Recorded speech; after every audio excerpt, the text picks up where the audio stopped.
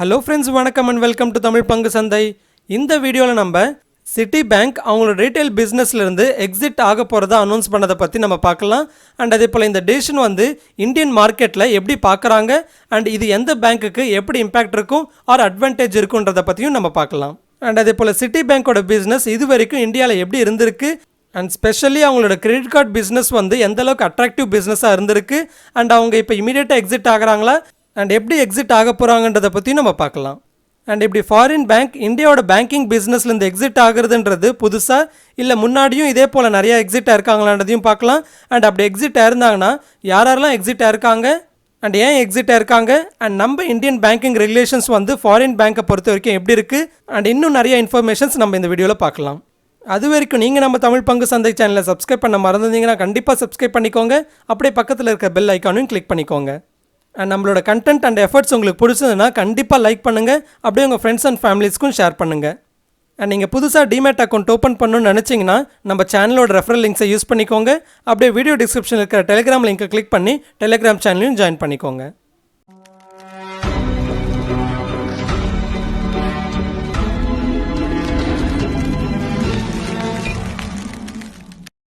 Okay, Citi பேங்க்கோட CEO Jane Fraser என்ன announce பண்ணியிருக்காருன்னு பார்த்தீங்கன்னா, சிட்டி குரூப் 13 மார்க்கெட்லேருந்து அவங்களோட ரீட்டைல் பேங்கிங் பிஸ்னஸ்லேருந்து எக்ஸிட் ஆக போகிறதா சொல்லியிருக்காரு. அந்த 13 மார்க்கெட்ஸ் எதுன்னு பார்த்தீங்கன்னா Australia, Bahrain, China, India, Indonesia, Korea, Malaysia, Philippines, Poland, Russia, Taiwan, Thailand and Vietnam. So அவங்களோட ரீட்டைல் பேங்கிங் பிஸ்னஸை மற்ற ரீஜியன்ஸில் அதாவது Singapore, Hong Kong, United Arab Emirates and லண்டன்லேருந்து கண்டினியூ பண்ண போகிறதா சொல்லியிருக்காங்க. அண்ட் இப்படி இந்த 13 மார்க்கெட்ஸ்லேருந்து அவங்களோட ரீட்டைல் பிஸ்னஸ்லேருந்து எக்ஸிட் ஆகிறதுக்கு என்ன ரீசன்னு சொல்லியிருக்காங்கன்னா, அவங்க நினைக்கிற அளவுக்கு ப்ராஃபிட் ஜென்ரேட் பண்ண முடியலன்னு சொல்லியிருக்காங்க. அண்ட் அதே போல் ஸ்கேல் அப் பண்ண முடியலன்னு சொல்லியிருக்காங்க. அதாவது இந்த ரீஜியன்ஸில் காம்பீட் பண்ணுறதுக்கு ஸ்கேல் அப் பண்ண முடியாததுனால எக்ஸிட் ஆக போகிறதா சொல்லியிருக்காங்க. இந்தியாவோட மார்க்கெட்டை பொறுத்த வரைக்கும் இந்த சிட்டி பேங்க்கோட டெசிஷன் கொஞ்சம் சர்ப்ரைசிங்காக இருக்குது. ஏன்னா இந்தியன் பேங்க்ஸ் எல்லாருமே இன்க்ளூடிங் மார்க்கெட் லீடர்ஸ் ஹோல்சேல் பிஸ்னஸை விட ரீட்டைல் பிஸ்னஸில் ரிஸ்க் கொஞ்சம் கம்மியாக இருக்கும்ன்றதுனால ரீட்டைல் பிஸ்னஸஸ்க்கு ஷிஃப்டாக ஃபோக்கஸ் பண்ணிகிட்டு இருக்காங்க. ஆனால் அதே சமயத்தில் இந்தியா மல்டிபிள் லேயர்ஸ் ஆஃப் இன்ஸ்டிடியூஷன்ஸ்க்கு பேங்கிங்கை ஓப்பன் பண்ணிகிட்டு இருக்காங்க. For example small finance bank, payment bank and even digital லெண்டர்ஸுக்கும் பேங்கிங் ஆப்ரேஷன்ஸை ஓப்பன் பண்ணிகிட்டு இருக்காங்க. ஸோ அதிகமான பிளேயர்ஸ் வர அதுவும் லோக்கல் ப்ரைவேட் பிளேயர்ஸ் அதிகமாக அது ஃபாரின் பிளேயர்ஸ்க்கு காம்படிஷனை இன்க்ரீஸ் பண்ணும். ஆக்சுவலி சிட்டி பேங்க் தான் நம்ம இந்தியாவில் எஸ்எம்எஸ் பேங்கிங் அண்ட் அதே போல் கிரெடிட் கார்டு பிஸ்னஸ் எல்லாத்தையும் ஃபஸ்ட்டு லான்ச் பண்ண பேங்க்கில் ஒன்றா இருந்தது. அண்ட் இதனால் லாயல் கஸ்டமர் பேஸையும் இவ்வளோ வருஷமாக மெயின்டைன் பண்ணிகிட்ருக்கு. And Citi bank foreign banking எக்ஸ்பீரியன்ஸஸை இந்தியன் கஸ்டமர்ஸ்க்கு இன்ட்ரடியூஸ் பண்ண பிறகு தான் அடுத்தடுத்த வருஷத்துலேயே மற்ற இந்தியன் பேங்க்ஸ் அதை ஃபாலோ பண்ணியிருக்கு. ஓகே, இப்போ இந்த சிட்டி பேங்க் இந்தியாவில் அவங்களோட ஆப்ரேஷன்ஸை கம்ப்ளீட்டாக க்ளோஸ் பண்ணுறாங்களான்னு கேட்டிங்கன்னா, அவங்களோட எல்லா ஆப்ரேஷன்ஸும் அவங்க க்ளோஸ் பண்ணல. அவங்களோட credit card business, deposits account, retail loans and அதே போல் மற்ற ரீட்டைல் ஆப்ரேஷன்ஸ் அவங்க க்ளோஸ் பண்ணுறாங்க. அண்ட் அதுவே ஹோல்சேல் பிஸ்னஸ் அண்ட் அதே போல் வெல்த் மேனேஜ்மெண்ட் சர்வீசஸ் எல்லாத்தையும் அவங்க கண்டினியூ பண்ணுறாங்க. ஆக்சுவலாக எங்கள் பேங்கிங்கை பொறுத்த வரைக்கும் ரீட்டைல் பிஸ்னஸ்னால் ஒவ்வொரு கஸ்டமருக்கும் அவங்க ப்ரொவைட் பண்ணுற சர்வீஸ் தான் ரீட்டைல் பிஸ்னஸ்ன்னு சொல்லுவாங்க. அண்ட் அதுவே ஹோல்சேல் பிஸ்னஸ்ன்றது இன்ஸ்டிடியூஷன்ஸ் ஆர் இண்டஸ்ட்ரீஸ்க்கு ப்ரொவைட் பண்ணுற சர்வீஸ் தான் ஹோல்சேல் பிஸ்னஸ்ன்னு சொல்லுவாங்க. ஸோ அப்படி அவங்களோட ரீட்டைல் பிஸ்னஸை தான் க்ளோஸ் பண்ணுறாங்க. ஆனால் அவங்களோட ஹோல்சேல் பிஸ்னஸை கண்டினியூ பண்ண போகிறதா சொல்கிறாங்க. அண்ட் இப்படி ரீட்டைல் பிஸ்னஸ் ஆப்ரேஷன்ஸை க்ளோஸ் பண்ணுற முடிவு எடுத்திருந்தாலும் அவங்களோட ஆப்ரேஷன்ஸை இமீடியட்டாக க்ளோஸ் பண்ணல. அவங்களோட ரீட்டைல் பிஸ்னஸை வாங்கிறதுக்கு ஒரு பையரை தேடிட்டு இருக்கிறதா சொல்லியிருக்காங்க. ஸோ இப்படி ஆர்பிஐயோட அப்ரூவல் பிறகு அவங்களோட பிஸ்னஸை செல் பண்ண போகிறதா முடிவு பண்ணியிருக்காங்க. அண்ட் அது வரைக்கும் அவங்களோட யூஷுவல் பிஸ்னஸ் எல்லாமே கண்டினியூ ஆகும்னு சொல்லியிருக்காங்க. அண்ட் அவங்களோட கஸ்டமர்ஸையும் சர்வீஸ் பண்ண போகிறதா சொல்லியிருக்காங்க. அதாவது நாளைக்கே ஒரு கஸ்டமர் புது பேங்க் அக்கௌண்ட் ஓப்பன் பண்ண இவங்களோட பேங்க்குக்கு வந்தாலும் அவங்களுக்கு பேங்க் அக்கௌண்ட் ஓப்பன் பண்ணுவோம்னு சொல்லியிருக்காங்க. அண்ட் அதே போல் புது கிரெடிட் கார்டு ரிக்வெஸ்ட் பண்ணாலும் கார்ட்ஸை இஷ்யூ பண்ணுவோம் அப்படின்னு சொல்லியிருக்காங்க. ஸோ அவங்களோட எக்ஸிஸ்டிங் கஸ்டமர்ஸ் அண்ட் எம்ப்ளாயீஸ்க்கு எந்த ஒரு இம்பேக்ட் இல்லாத அளவுக்கு அவங்களோட பிஸ்னஸை செல் பண்ணிட்டு தான் அவங்க எக்ஸிட் ஆக போகிறதா சொல்லியிருக்காங்க. ஸோ அவங்களோட பிஸ்னஸை செல் பண்ண பிறகு கஸ்டமர்ஸ் அவங்களோட எக்ஸிஸ்டிங் அக்கௌண்ட்ஸை புது பேங்க்கோட கண்டினியூ பண்ணணுமா இல்லை க்ளோஸ் பண்ணணுமான்ற முடிவு கஸ்டமர்ஸை எடுத்துக்கலாம் அப்படின்னு சொல்கிறாங்க. ஓகே, இப்போ ஃபாரின் பேங்க்ஸ் இதே போல் முன்னாடியும் எக்ஸிட் ஆயிருக்காங்களான்றதை பார்க்கலாம். ஃபாரின் பேங்க்ஸை பொறுத்த வரைக்கும் இந்தியாவில் டஃப் காம்படிஷனை ஃபேஸ் பண்ணுறாங்கன்னு தான் சொல்லணும்.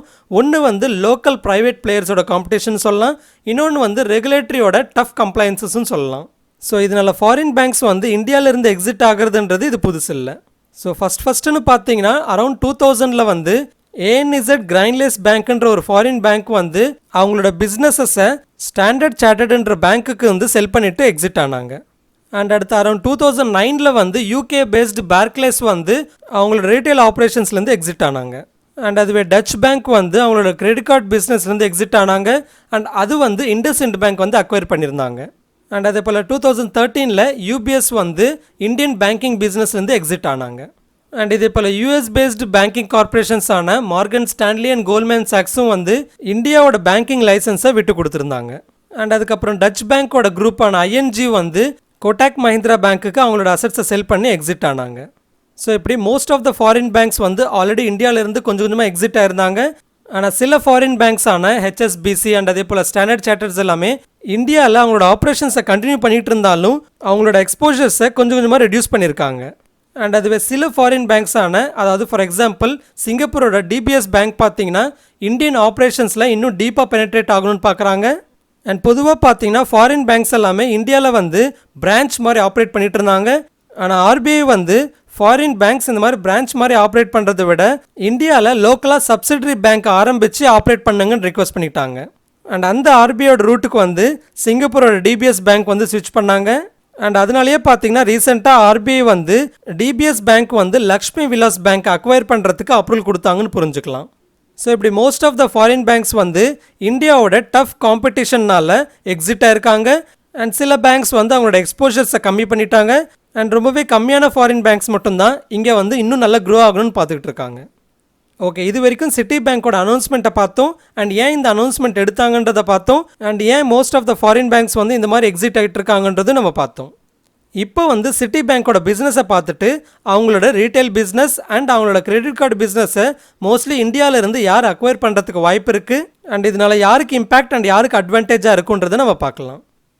ஓகே, சிட்டி பேங்க் வந்து மெயினாக எந்தெந்த பிஸ்னஸில் ஆப்ரேட் பண்ணுறாங்கன்னு பார்த்தீங்கன்னா credit card business, retail banking, home loans and wealth management. And city பேங்க்குக்கு வந்து இந்தியாவில் 35 பிரான்ச்சஸ் இருக்குது அண்ட் கிட்டத்தட்ட 4000 பீப்புள்ஸ் வந்து எம்ப்ளாயீஸாக இருக்காங்க. அண்ட் நான் கேள்விப்பட்ட வரைக்கும் இந்த 4000 எம்ப்ளாயீஸில் நம்ம தமிழ் பட்டிமன்றத்தில் வர பாரதி பாஸ்கரும் ஒரு எம்ப்ளாயியாக இருக்காங்க. அண்ட் நீங்கள் யாராவது எம்ப்ளாயாக இருந்தீங்கனாலும் கமெண்ட்ஸில் சொல்லுங்கள். அண்ட் இந்த சிட்டி பேங்க்கோட ரீட்டைல் பிஸ்னஸ் பார்த்தீங்கன்னா நம்ம இந்தியாவில் இருக்கிற லார்ஜர் ப்ரைவேட் பேங்க்ஸோட ரீட்டைல் பிஸ்னஸஸில் கிட்டத்தட்ட 6 to 10% ரீட்டைல் பிஸ்னஸ் இவங்களோட தான் இருக்கும். அண்ட் இதே போல் நம்ம இந்தியாவோட லார்ஜர் ப்ரைவேட் பேங்க்ஸோட கஸ்டமர் பேஸை கம்பேர் பண்ணுறப்போ இந்த சிட்டி பேங்க்கோட கஸ்டமர் பேஸ் வந்து கிட்டத்தட்ட 5 to 8% இருக்குன்னு சொல்லலாம். அண்ட் போன ஃபினான்ஷியலோட டேட்டா படி பார்க்குறப்போ இந்த சிட்டி பேங்க்கோட அசட்ஸ் வந்து 2.18 lakh crores இருக்குது. அண்ட் அதுவே டெபாசிட் பேஸ் வந்து கிட்டத்தட்ட 1.57 lakh crores இருந்திருக்கு. அண்ட் அதே போல் இவங்க கிட்டத்தட்ட 12 லட்சம் பேர் வந்து பேங்க் அக்கௌண்ட் வச்சுருக்காங்க. அண்ட் 22 லட்சம் பேர் வந்து கிரெடிட் கார்டு அக்கௌண்ட் வச்சுருக்காங்க. அண்ட் ஆக்சுவலாக கிரெடிட் கார்டு பிஸ்னஸை பொறுத்த வரைக்கும் 10 வருஷத்துக்கு முன்னாடி இவங்க ஒரு பெரிய கையாக இருந்திருக்காங்க. அதாவது 10 வருஷத்துக்கு முன்னாடி டாப் 2 பிளேயர்ஸில் இருந்திருக்காங்க. அண்ட் அதுக்கப்புறம் கொஞ்சம் கொஞ்சமாக அவங்களோட காம்படிட்டர்ஸ்க்கு வந்து அவங்க மார்க்கெட் ஷேரை லூஸ் பண்ணியிருக்காங்க. ஸோ இப்போ ரீசெண்டான டேட்டா படி பார்க்குறப்போ அவங்க வந்து 6வது இடத்துல இருக்காங்க. அதாவது ஃபஸ்ட்டுன்னு பார்த்தீங்கன்னா கிரெடிட் கார்டு பிஸ்னஸை பொறுத்த வரைக்கும் 31% மார்க்கெட் ஷேர் வச்சுக்கிட்டு HDFC பேங்க் இருக்காங்க. அண்ட் அடுத்த பொசிஷனில் 19% வச்சுக்கிட்டு SBI இருக்காங்க. அண்ட் அதுக்கப்புறமா 15%ல் ICICI பேங்க் இருக்காங்க. அண்ட் 8%ல் ஆக்சிஸ் இருக்காங்க. அண்ட் இந்த சிட்டி பேங்க் வந்து கிட்டத்தட்ட 4 to 6%ல் இருக்காங்க. ஆனால் இப்படி கிரெடிட் கார்டு பிஸ்னஸில் அவங்களோட மார்க்கெட் ஷேரை கொஞ்சம் லூஸ் பண்ணியிருந்தாலும் குவாலிட்டி கிரெடிட் கார்டு கஸ்டமர்ஸ் வந்து ஹோல்ட் பண்ணிகிட்ருக்காங்க. அதாவது இண்டஸ்ட்ரியோட ஆவரேஜ் ஸ்பெண்டிங் விட சிட்டியோட கிரெடிட் கார்டு கஸ்டமர்ஸ் வந்து 15 to 25% அதிகமாக ஸ்பெண்ட் பண்ணுறதா சொல்கிறாங்க. அண்ட் இப்படி ஹையர் ஸ்பெண்டிங் கஸ்டமர் பேஸ் வச்சுக்கிட்டு இருக்கிறதும் வந்து ஒரு நல்ல பாசிட்டிவ் ஃபேக்டராக இருக்குது இவங்களுக்கு. அண்ட் இதனாலேயே நிறைய பேங்க்ஸ் வந்து சிட்டியோட கிரெடிட் கார்டு பிஸ்னஸை வந்து கிட்டத்தட்ட 22,000க்கு வேல்யூ பண்ணுறதா சொல்கிறாங்க. ஸோ சிட்டி பேங்க்கை பொறுத்த வரைக்கும் அவங்களோட இண்டிவிஜுவல் பிஸ்னஸ் ஆப்ரேஷன்ஸை டிஃப்ரெண்ட் பேங்க்ஸுக்கு செல் பண்ணுறதுக்கு வாய்ப்பு இருக்குன்னு சொல்கிறாங்க. ஆனால் கிரெடிட் சுஸ் என்ன சொல்கிறாங்கன்னா சிட்டியோட retail business and high margin card பிஸ்னஸஸை பை பண்ணுறதுக்கு கோட்டாக் மஹிந்திரா பேங்க் வந்து ஒரு கீ பையராக இருப்பாங்கன்னு சொல்கிறாங்க. ஏன்னா போன வருஷம் நடந்த அனலிஸ்ட் மீட்டிங்லேயும் வந்து கோட்டாக் மஹிந்திரா பேங்க்கோட CEO அண்ட் MD ஆன உதய் கோட்டாக் என்ன சொல்லியிருந்தாருன்னா இந்த புது வேர்ல்டில் புது கஸ்டமர்ஸை கொண்டு வரத்துக்கு 3 வழி தான் இருக்குது. ஒன்று வந்து டிஜிட்டலாக கஸ்டமர்ஸை கொண்டு வரணும், இல்லை ஃபிசிக்கலாக கஸ்டமர்ஸை கொண்டு வரணும், இல்லை மற்ற கஸ்டமர்ஸை நம்ம வாங்கிக்கணும் அப்படின்னு சொல்லியிருந்தார். அண்ட் கொட்டாக் மஹிந்திரா பேங்க்கை பொறுத்த வரைக்கும் இந்த 3 ஆப்ஷன்ஸ்லுமே நாங்கள் வந்து கஸ்டமர்ஸை கொண்டு வரத்துக்கு பார்ப்போம் அப்படின்னு சொல்லியிருந்தார். ஸோ இப்படி கொட்டாக் மஹிந்திரா பேங்க் வந்து சிட்டியோட பிஸ்னஸ் அக்வயர் பண்ணுறதுக்கு ஒரு கீ பையராக இருந்தாலும் மற்ற பேங்க்ஸும் வந்து கண்டிப்பாக இந்த ஆப்பர்ச்சுனிட்டியை அவாலுவேட் பண்ணுவாங்க. அதில் ஸ்பெசிஃபிக்காக மக்வேர் என்ன சொல்லியிருக்காங்கன்னா, SBI cards, ICICI bank and Axis பேங்க்கும் வந்து இந்த சிட்டியோட பிஸ்னஸஸை வந்து அக்வயர் பண்ணுறதுக்கு பார்ப்பாங்கன்னு சொல்லியிருக்காங்க. ஸோ இதனால் இப்படி சிட்டி வந்து அவங்களோட பிஸ்னஸ்லேருந்து எக்ஸிட் ஆகுறதுன்றது இந்த ப்ரைவேட் பிளேயர்ஸான ICICI bank, Axis bank and Kotak Mahindra பேங்க்குக்கு எல்லாமே வந்து மார்க்கெட் ஷேரை இன்க்ரீஸ் பண்ணுறதுக்கு ஹெல்ப் பண்ணும். அண்ட் முக்கியமாக கிரெடிட் கார்டு பிஸ்னஸை பொறுத்த வரைக்கும் எஸ்பிஐ கார்ட்ஸ்க்கு வந்து அதிகமான அட்வான்டேஜ் இருக்கிறதா சொல்கிறாங்க. அண்ட் இதனாலே பார்த்தீங்கன்னா ஃப்ரைடே வந்து எஸ்பிஐ கார்ட்ஸோட ஷேர் ப்ரைஸ் கிட்டத்தட்ட 6 to 7% வந்து பாசிட்டிவாக ரைஸ் இருந்தது. அண்ட் இப்படி லார்ஜர் ப்ரைவேட் பேங்க்ஸ் வந்து எவாலுவேட் பண்ணுற அதே சமயத்தில் ஸ்மாலர் பேங்க்ஸான RBL, DBS bank, Indus bank, IDFC first bank இவங்களும் வந்து கண்டிப்பாக எவாலுவேட் பண்ணுவாங்கன்னு எதிர்பார்க்கலாம். ஏன்னா ஆல்ரெடி சிங்கப்பூரோட டிபிஎஸ் பேங்க் வந்து இந்தியாவில் அவங்களோட ஆப்ரேஷன்ஸை இன்னும் நல்லா க்ரோ பண்ணணும்னு பார்த்துட்டு இருக்காங்க. அண்ட் அதனால தான் ரீசெண்டாக லக்ஷ்மி விலாஸ் பேங்க்கையும் வந்து அக்வயர் பண்ணியிருந்தாங்க. ஸோ இப்படி இருக்கிறப்போ ஃபாரின் பேங்க்கான சிட்டி பேங்க்கோட பிஸ்னஸை இன்னொரு ஃபாரின் பேங்க்கான டிபிஎஸ் பேங்க் அக்வயர் பண்ணுறதுக்கு இது ஒரு நல்ல ஆப்பர்ச்சுனிட்டியாக இருக்கும். ஸோ இந்த வீடியோவில் சிட்டி பேங்க்கோட அனௌன்ஸ்மெண்ட் அண்ட் ஏன் இந்த முடிவு எடுத்தாங்க அண்ட் எப்படி அவங்களோட ஆப்ரேஷன்ஸ் வந்து கண்டினியூ ஆக போகுது அண்ட் எதுக்காக இப்படி ஃபாரின் பேங்க்ஸ் வந்து மோஸ்ட்லி இந்தியன் ஆப்ரேஷன்ஸ்லேருந்து எக்ஸிட் ஆகுறாங்க அண்ட் நம்மளோட இந்தியன் பேங்கிங் ரெகுலேஷன்ஸ் வந்து ஃபாரின் பேங்க்ஸுக்கு எந்த அளவுக்கு டஃப்பாக இருக்குது அண்ட் ஓவராலாக இந்த சிட்டி பேங்க்கோட எக்ஸிட் வந்து எந்தெந்த பேங்க்ஸ்க்கு வந்து மோஸ்ட்லி பாசிட்டிவாக இருக்குன்றதை பற்றி எல்லாத்தையும் நம்ம பார்த்துருந்தோம். ஸோ இந்த வீடியோ அண்ட் கண்டென்ட் உங்களுக்கு பிடிச்சதுன்னா கண்டிப்பாக லைக் பண்ணுங்கள் அண்ட் அப்படியே உங்களோட பேங்கிங் ஃப்ரெண்ட்ஸ் ஆர் மற்ற ஃப்ரெண்ட்ஸுக்கு வந்து இதை ஷேர் பண்ணுங்கள். ஸோ இது ஃப்ரெண்ட்ஸ் ஃபைனலி நம்ம வீடியோ ஸ்டாக் மார்க்கெட் ரிலேட்டடாக லேட்டஸ்ட் அப்டேட்ஸ் வேணும்னா டிஸ்கிரிப்ஷனில் இருக்கிற லிங்கை கிளிக் பண்ணி டெலிகிராம் சேனலில் ஜாயின் பண்ணிக்கோங்க அண்ட் இன்ஸ்டாகிராம் பேஜை ஃபாலோ பண்ணிக்கோங்க. இந்த கண்டென்ட் பிடிச்சிருந்துன்னா கண்டிப்பாக லைக் பண்ணுங்கள், அப்படியே உங்கள் ஃப்ரெண்ட்ஸ் அண்ட் ஃபேமிலிஸ்க்கும் ஷேர் பண்ணுங்கள். இந்த வீடியோ ரிலேட்டடாக உங்களுக்கு ஏதாவது கருத்து இருந்ததுன்னா கமெண்ட்டில் சொல்லுங்கள் அண்ட் நம்ம சேனலை சப்ஸ்கிரைப் பண்ண மறந்துருந்தீங்கன்னா கண்டிப்பாக சப்ஸ்கிரைப் பண்ணிக்கோங்க. இன்னொரு இன்ட்ரெஸ்டிங் வீடியோட மறுபடியும் உங்கள் முன்னாடி வரேன். அது வரைக்கும் டேக் கேர். ஜெய் ஹிந்த்.